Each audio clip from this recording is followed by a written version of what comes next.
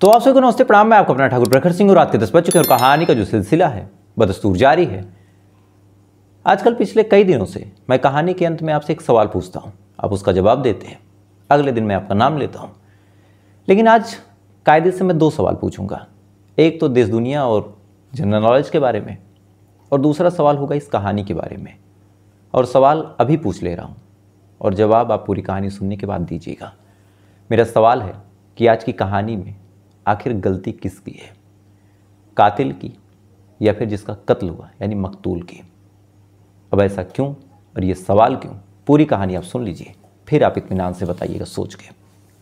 कहानी नागपुर की है। कहानी इसी साल 2024 के जुलाई महीने की है।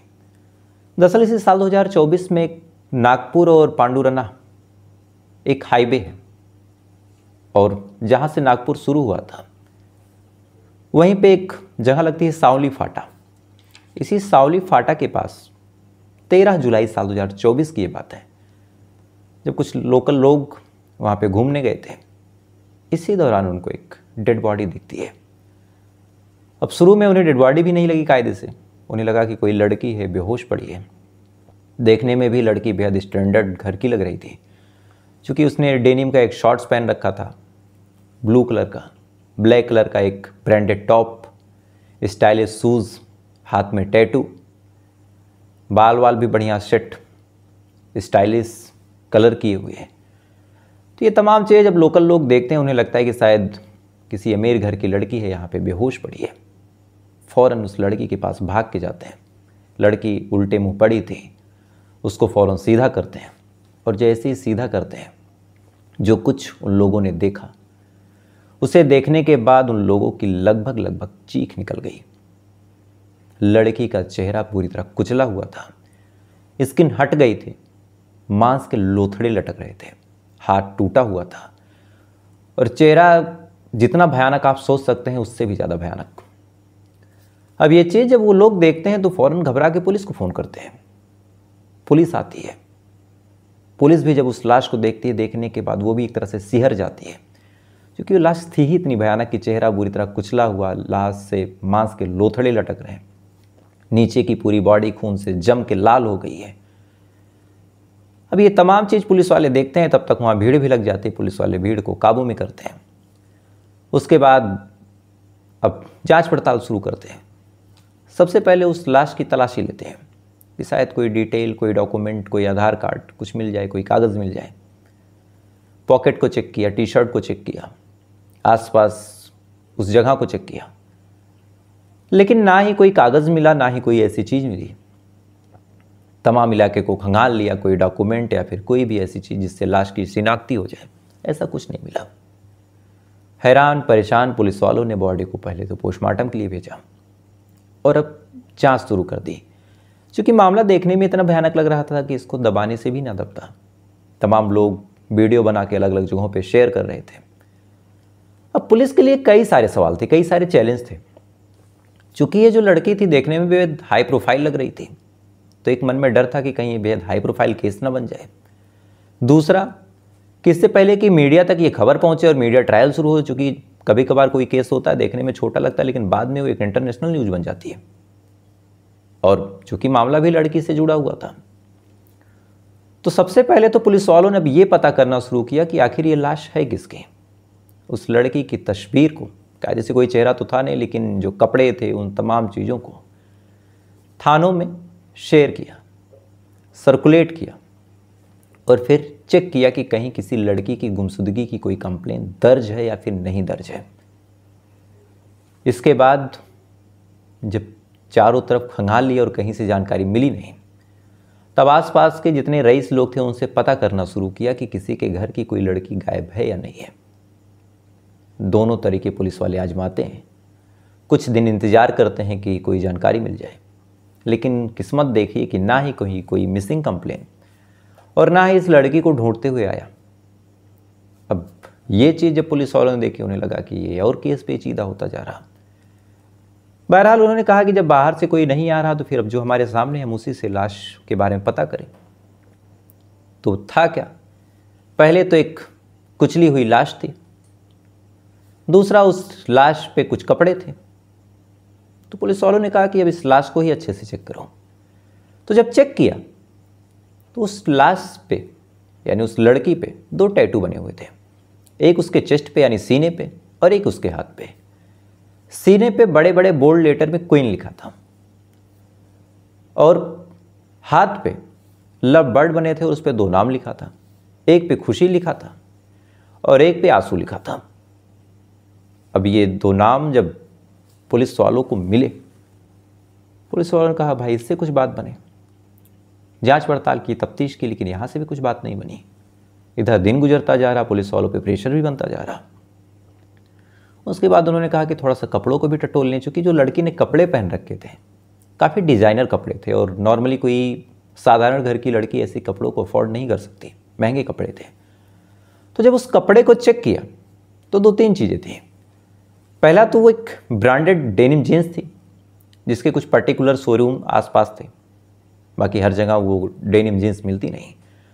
दूसरा और सबसे बड़ा जो एक फैक्टर मिला पुलिस वालों को, जिससे केस में थोड़ी सी उन्हें लगी कि बात बन सकती है, जिस टी शर्ट को उस लड़की ने पहना तो एक डिजाइनर टी शर्ट था और उस पर एक मॉडर्न ने काम किया था। तो ये भी किसी छोटी मोटी दुकान से नहीं मिल सकता था। लिहाजा पुलिस वालों ने पता करना शुरू किया कि आखिर ये टी शर्ट कहाँ की है, कहाँ बिकी है और किसके नाम पे बिकी है। टी शर्ट को सहारा बना के उसके बारकोड को चेक करके जब चेक किया, पता किया, पता चला कि ये जो टी शर्ट है वो जो नागपुर मॉल है उससे निकली है। पुलिस की टीम अब भाग के नागपुर मॉल जाती है। वहाँ पे जाने के बाद पता करते हैं कि आखिर ये टी शर्ट उन्होंने बेचा है या फिर नहीं बेचा है। पता किया तो पता चला कि हाँ, नागपुर मॉल वालों ने उस टी शर्ट को बेचा था, उसके साथ ही एक डेनिम जीन्स भी बेची थी। अब डेनिम जीन्स के बारे में जैसे पुलिस वालों ने सुना तो खुश, फ़ौरन उन्होंने पड़ताल करना शुरू किया कि भाई किसको। उसके बाद जब बिल निकाला गया तो पता चला कि 13 तारीख को ये लाश मिली थी, 12 ही तारीख को खुशी नाम की लड़की को ये लाश यानी ये जो टी शर्ट है और ये जो डेनिम जीन्स है वो बेची गई है। फ़ौरन मॉल से पुलिस वाले खुशी का नंबर लेते हैं, नंबर को सर्विलांस पे लगाते हैं, उससे माँ बाप का नंबर मिलता है। उसके बाद पुलिस वाले माँ बाप तक जाते हैं। जाने के बाद बड़े ही अधेड़ मन से माँ बाप को सूचना देते हैं कि आपकी लड़की का कत्ल हो चुका है। अब जब माँ बाप सुनते हैं, सुनने के बाद पूछते हैं कि कत्ल हो गया मतलब कैसे, तब पुलिस वाले कहते हैं कि आपकी लड़की इतने दिन से गायब है, आपने कंप्लेन क्यों नहीं की। तब माँ बाप ने एक ऐसी कहानी सुनाई जिसे सुनने के बाद जो पूरा केस था फिर से पलट गया। अब तक पुलिस वालों को लग रहा था केस सुलझ जाएगा, लेकिन फिर पलट गया। दरअसल ये जो लड़की थी, जिस माँ बाप के पास वो लोग आए थे, यानी जिस लड़की के माँ बाप को ढूंढते हुए लोग आए थे, वो लोग उस लड़की के माँ बाप थे ही नहीं, बल्कि उन्होंने उस लड़की को गोद लिया था। और बीच में कुछ ऐसी चीज़ें हुई जिससे इन लोगों के साथ उस लड़की का ताल्लुक़ टूटा और किसी और के संपर्क में आ गई थी। अब पुलिस वालों ने पता करना शुरू किया कि किसके संपर्क में। तो जब पता किया तो फिर एक नाम और निकल के सामने आए, वो नाम था अशरफ शेख का। पुलिस वाले अब अशरफ शेख तक पहुंचते हैं और अशरफ शेख को फिर अब गिरफ्तार करते हैं, थाने लाते हैं, पूछताछ शुरू करते हैं।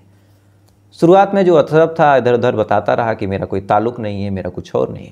इसी दौरान पुलिस वालों ने एक चीज़ और की थी, चूँकि जहाँ लाश मिली थी वहाँ से हाईवे थोड़ी दूर पे था और वहाँ पे आने का जो रास्ता था एकमात्र हाईवे ही था। तो उन्होंने उस हाईवे के कैमरे को भी खंगाला था। तो जब कैमरे को खंगाला तो खंगालने के बाद वहाँ पे एक कार दिखी, जिस कार में अशरफ शेख खुशी के साथ आता हुआ दिखाई देता है। 1 घंटे बाद वो कार लौटती है, लेकिन लौटते टाइम खुशी नहीं मिलती। अब ये चीज़ जैसे ही पुलिस वाले देखते हैं, अब कोई सवाल तो था नहीं, कोई शंका भी नहीं थी। फ़ौरन अब अशरफ शेख से तबीयत से पूछताछ हुई तो फिर अशरफ शेख ने अपना मुंह खोला और फिर एक ऐसी कहानी पता चली पुलिस वालों को कि पुलिस वालों ने कत्ल से ज़्यादा और जो चीज़ें उन्होंने सुनी उसको सुनने के बाद उनका भी कलेजा काँप उठा कि भाई आज के युग में या फिर आज के टाइम में कैसे कैसे लोग हैं। और जो कहावत है कि कोई किसी का नहीं है, तो इस बात को आप इस कहानी में खूब देखेंगे। इस कहानी की असल शुरुआत होती है साल 2000 से। 2000 साल 2000 में एक शख्स थे जिनका नाम था जगदीश परिहार।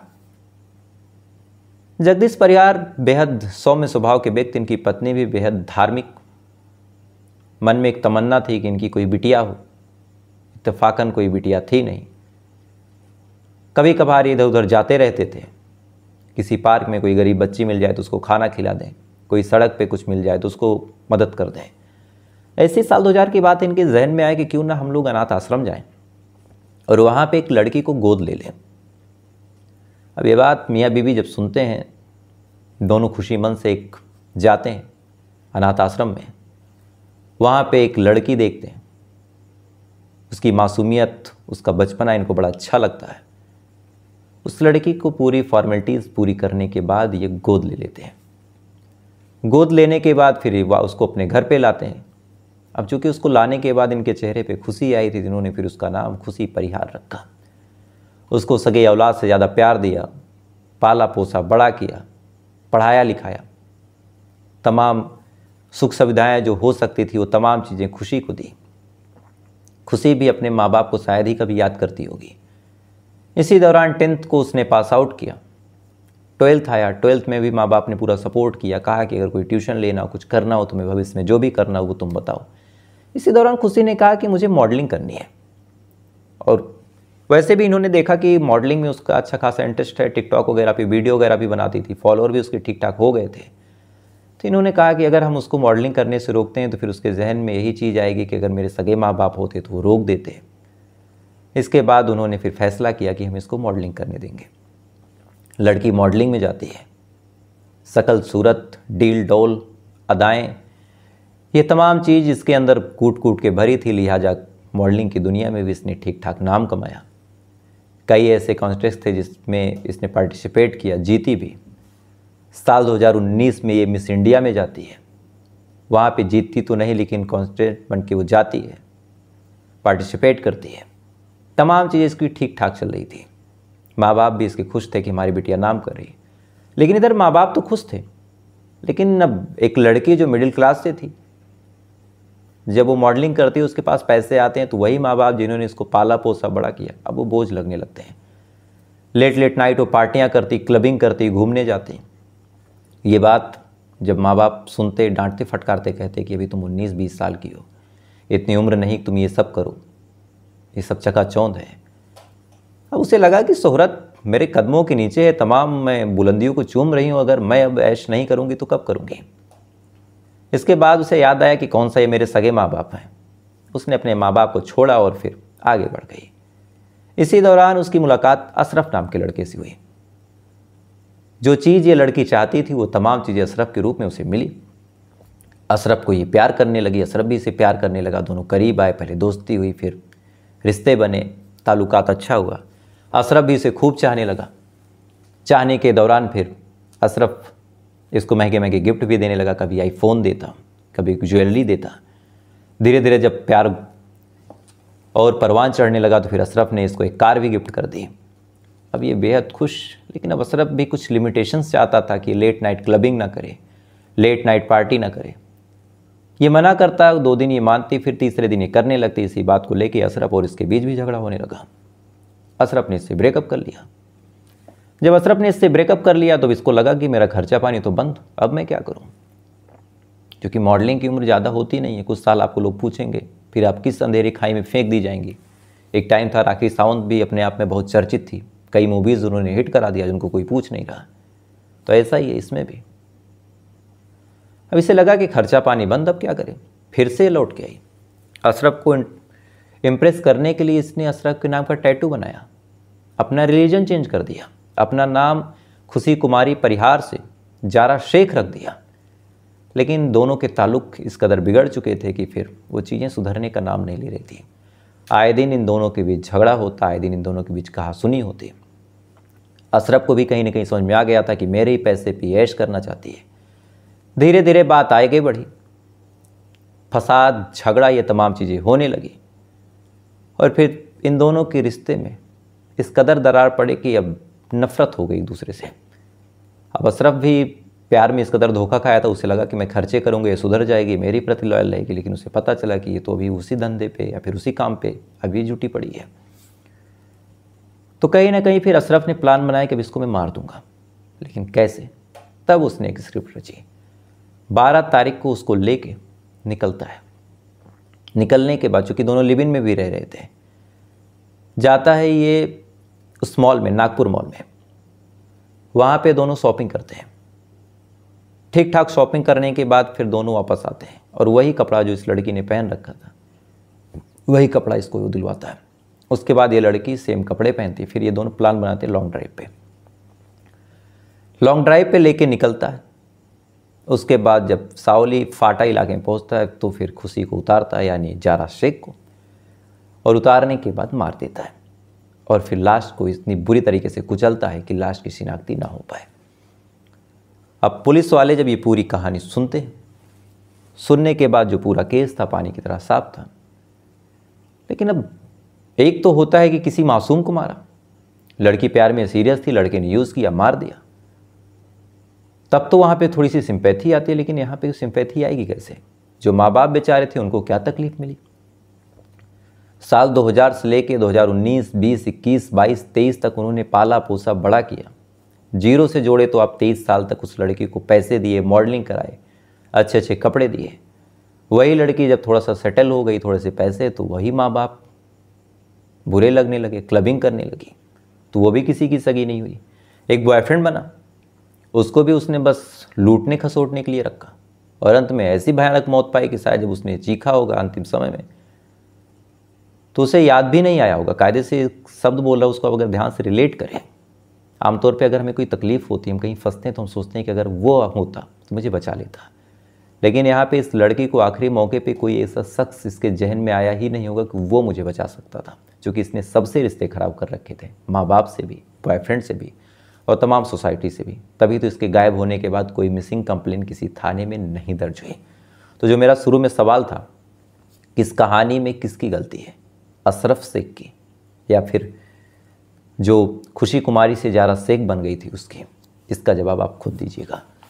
अब आते हैं कल के सवाल पे, जो मैंने कल आपसे पूछा था कि दिमागी बुखार यानी मस्तिष्क ज्वर किसे कहते हैं? 4 मैंने ऑप्शन दिए थे, टेटनस, डेंगू, रेबीज और जापानी एन्सेफ्लाइटिस। तो इसका जो सही जवाब है यही है, जापानी एन्सेफ्लाइटिस, जो एक वायरस की वजह से होता है और इसकी वजह से दिमाग में सूजन आ जाती है।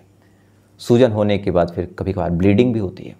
कुछ नसें सूज के ब्लॉकेज करती हैं, फिर फटती हैं, फिर ब्लीडिंग होती है और फिर ब्रेन हेमरेज होकर कई बार लगभग केसेस में आदमी मर जाता है। तो इस सवाल का जो सही जवाब दिया वो संदीप जी हैं। एक कोई कॉमन मैन है, उन्होंने अपना नाम कॉमन मैन रखा है। आलोक जी हैं, रितेश जी हैं, ये गवर्नमेंट एग्ज़ाम की तैयारी भी कर रहे हैं और इन्होंने पूरे डिटेल में बताया और मुझे रिसर्च करना भी नहीं पड़ा दोबारा। और साथ ही हम सभी चाहेंगे कि रितेश जी 2025 में जिस जॉब की ये तैयारी कर रहे हैं, ये जॉब इनको मिले, सरकारी ऑफिसर बने, ये देश की सेवा करें और ऐसी ज्ञान बढ़ाएं अपना भी, हम सबका भी। साथ ही सोनू कुमार जी हैं, सैंडी जी हैं, पंकज जी हैं, पटेल जी हैं, नीतू दुबे जी हैं, यानी पंकज पटेल जी हैं और नीतू दुबे जी हैं, होरिल यादव जी हैं। तो आप तमाम लोगों ने बिल्कुल सही जवाब दिया। आप तमाम लोगों को दिल से शुभकामनाएं। ऐसे ही अपना ज्ञान बढ़ाइए, हम सबका ज्ञान बढ़ाइए, हम लोग रोज़ नई नई चीज़ें सीखें।